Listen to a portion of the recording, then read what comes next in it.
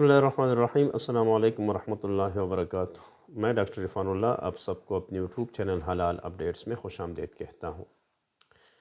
Dear viewers, आज का हमारा जो ये लेक्चर है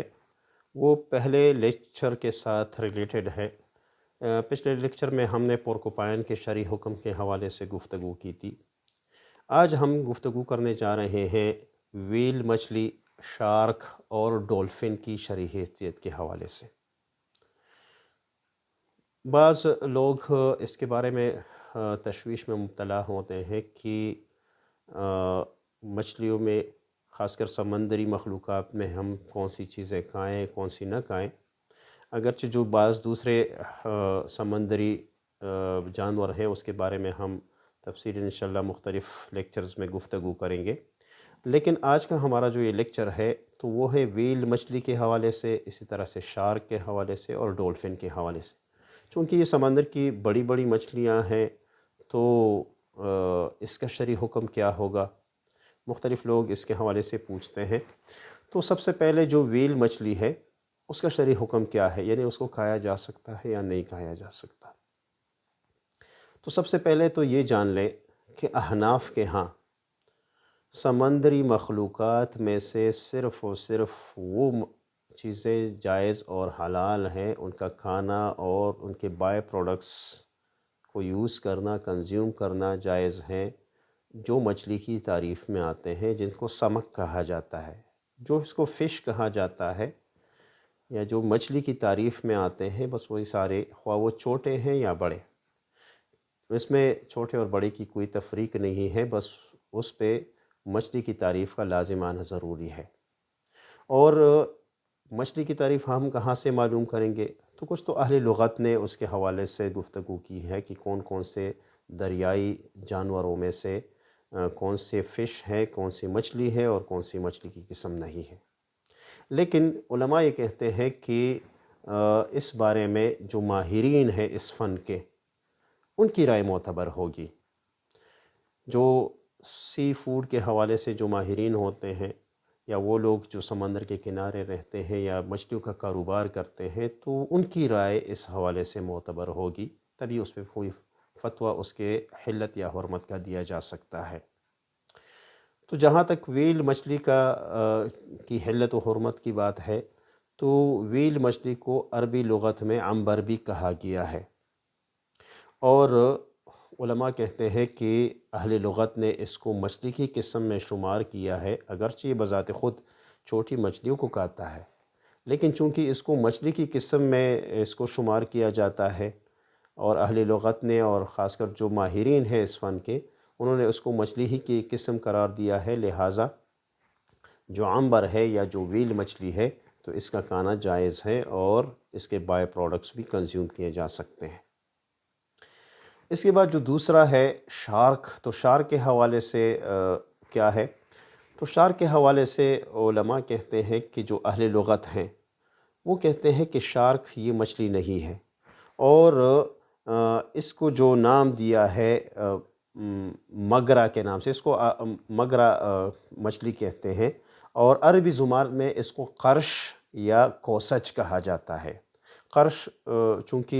ये बहुत बड़ा एक जानवर है,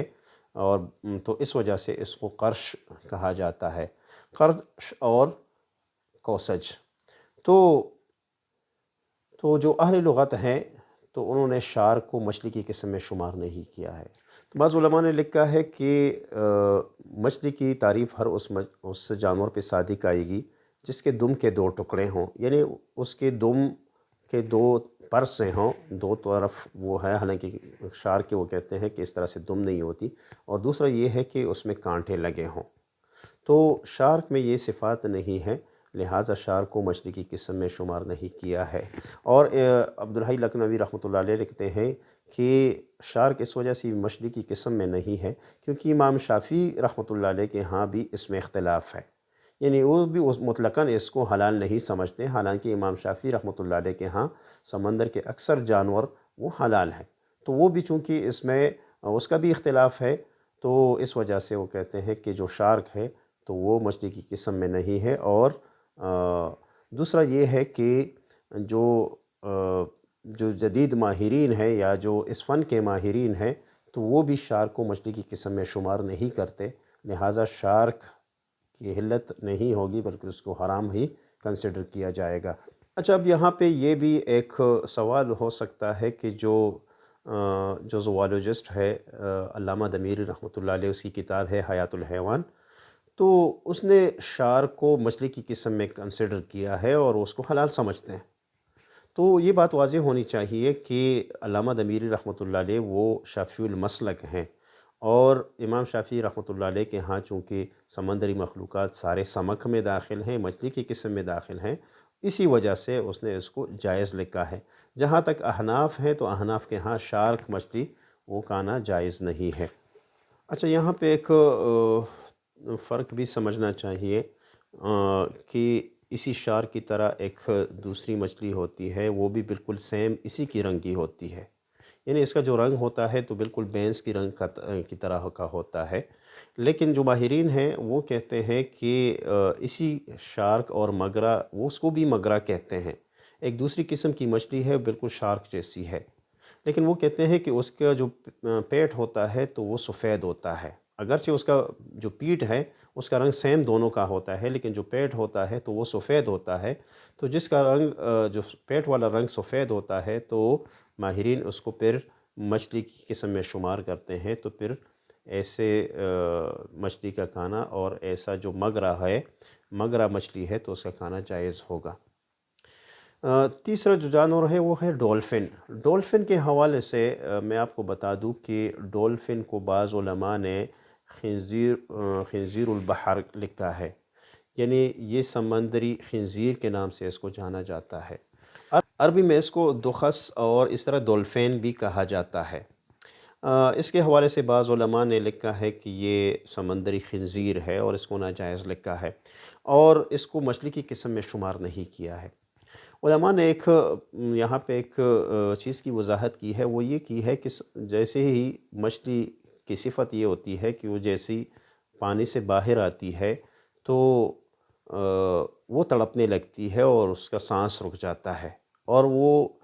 پانی میں ہی خوش رہتی ہے، یعنی پانی سے کبھی باہر نہیں آتی۔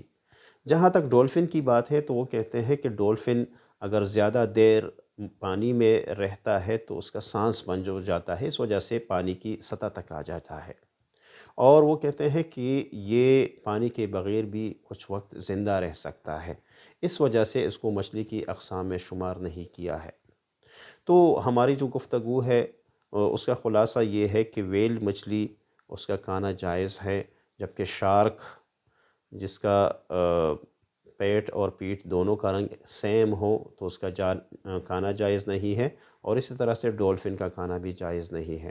یعنی اس کو نہ تو براہ راست ان کو کنزیوم کیا جا سکتا ہے، اور نہ ہی ان کے بائی پروڈکٹس کو کسی استعمال میں لایا جا سکتا ہے۔ امید ہے آپ کو یہ ویڈیو اچھی لگی ہوگی۔ اگر آپ لوگوں کو یہ ویڈیو اچھی لگی ہے تو لائک اور سبسکرائب کرنا نہ بھولیے گا، اور ساتھ میں اپنی قیمتی آراء ہمیں کمنٹس باکس میں ضرور بتائیے گا۔ اگلے ویڈیو میں پھر ملتے ہیں، تب تک کے لیے اللہ حافظ۔